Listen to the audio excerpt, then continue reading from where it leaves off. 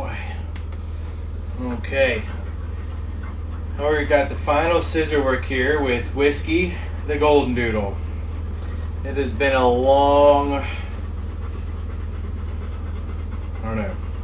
We've been grooming for a while. Goldendoodles take a long time. They're big dogs. They have a lot of fur and there's a lot of detail work that goes into them. So, what we're gonna do is we're gonna finish up Whiskey.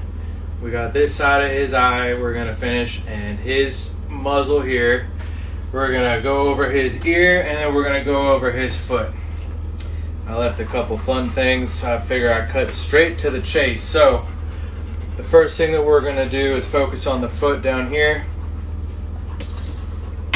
And what I like to do is have all this extra overgrowth pulled forward. And I'm going to turn his foot over. And I'm gonna trim everything that's sticking out past his nails with my scissors here. These are my curved Scorpion Kenchi scissors. They're super sharp, they're super nice, and I love working with them. It really helps having the right tools for the job. And having the right tools for the job, you can get it done in a decent amount of time. And you can get it done appropriately without trying to MacGyver something. Believe it or not, MacGyvering is half of being a mobile groomer, because things go wrong and you have to be able to roll with it. But today, for Whiskey, we're not rolling with it. Right now we're just cleaning up his feet. We took him down with a 7, as you saw in the other part 5. Our Goldendoodle grooming video. And now, trimming up the feet, we're really looking for any matting that's between the toes. It's really hard to get in there, especially with somebody who's foot sensitive. Usually they like to pull their feet away. They like to get their face in the way, like that. They got their own tricks up their sleeves. We just have to make sure that we stay on top of the game, so that we make sure that they don't try to get in the way too much, meaning, putting their face in the way and, potentially clipping something that shouldn't clip, that could hurt them.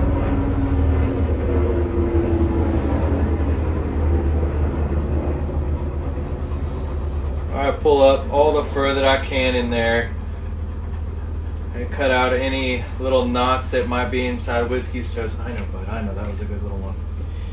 You got a good little knot in there that we just got out. He said thank you. And now we're gonna go over the rest of the foot. This is the dew claw. You can see there's not really anything that's sticking out past the rest of his coat length. And I could sit here and nitpick and pull out little random hairs till the cows come home, as they say. But that's not necessary, because being as thorough as we are, we get the job done in a timely manner without exhausting these guys too much. Now granted, we have been here for a few hours, so Whiskey is going to take a nice nap when we're done. See over there, pal? Thanks. Wanna sit? Good boy. Just see your foot. There you go. Go up, boy. Now, Whiskey has a pad. Every dog has a pad down at the bottom of their foot. Stand up, Whiskey. Right here. And there's a little growth around it that we have to clean up.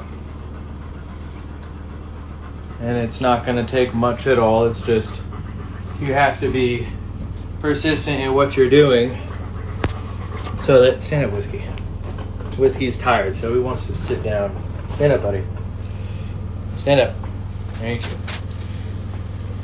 And you have to make sure that he doesn't move out of your way while you're back here doing all the finishing touch work, because that's exactly what he's going to want to do, like he's doing right now. Makes it super fun to groom. When you get inside these little spots where you can have extra length hiding, use the back side of your curved shears to get inside those hard to reach areas. And now we're going to focus on his ear. Ears are pretty simple as long as you don't overthink it. As long as you don't overthink it, you can get it done nicely. You stay up here for me, pal. So Whiskey's ear has already got a nice shape to it. He's got a long leather. The leather of a dog's ear is the actual ear of the dog, and how far it goes is, case by case basis. This is my leather, this is his leather, right where my fingertips are actually. So what we do, one of the many ways, but the nicest way to get it done is to have his head sit level. As it's sitting level, you find a nice curvature line there. And you take your curved scissors and you run the outline of his ears from behind, and then you do it once more from the front. If you're taking an extreme amount of length off from this angle, you find where the dog's leather sits, which is right here at the base of my thumb. So you find that, and as you're pinching it, you cut beneath that level that you've created. So we've used our curved shears to get that nice sharp angulation, and now we're going to use our thinners. We're going to get in there and give it a little trim for that natural look. And you ride the base of your cut. Hi, can I see you? Right there? Good boy, thank you. And then you take a look at the dog from head on, and you make sure that both ears are sitting in the same spot. One's a little longer than the other, it's not to worry. They're still with you. You need to take a little bit more off. It's totally fine. Good boy. Well, as we do that, if you're just joining us, how's it going? We're doing the final work on a Goldendoodle here. The last thing that we have to do is clean up this side of his face and his eye. I love to use the thinners, so what I'm going to do to make it look like that is I'm going to run the base of my scissors along the side of his eye and his jowl. Excuse me. Thank you. And I'm going to clean up all that growth that's in there. And I don't need to worry about cutting anything that he has that shouldn't be cut, like his brow or his nose, because the way you angle your scissors at a 45-degree angle from that, you don't have to worry about cutting him at all. And since we maintain positive control at all times, he's not going to be a goober and move somewhere where I don't want him to move, causing the scissors to do damage where we're not trying to cut. Good boy. Let me see you. Oh man. And now you see we have both eyes cleared. So I'm just going to finish moving this down to match the other side so that he doesn't lose any line of sight. And it looks nice for mom and dad as soon as we get done here. Good boy. I'm going to go over his brow a little bit. Stay there for me. Thank you.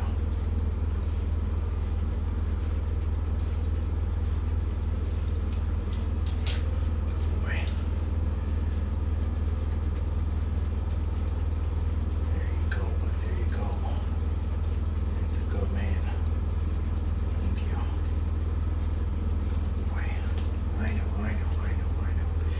we're getting a little tired. Being in here, maintaining positive control can be exhausting for a while. Oh boy.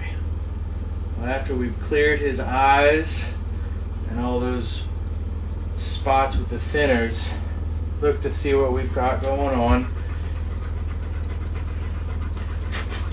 Oh boy. And now we can comb down his beard. You see, I have got this side nice and lined with his jowl. And what we're gonna do is we're gonna match his right side and all that overgrowth with the left. Just run up the side of the thinners, because everything was pre-cut before we started this live, and pull up his little mustache hairs.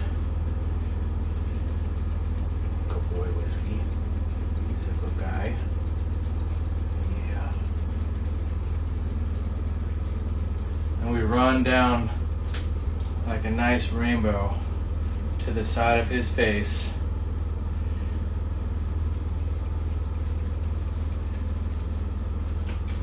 And that's pretty much how we get our doodle heads done.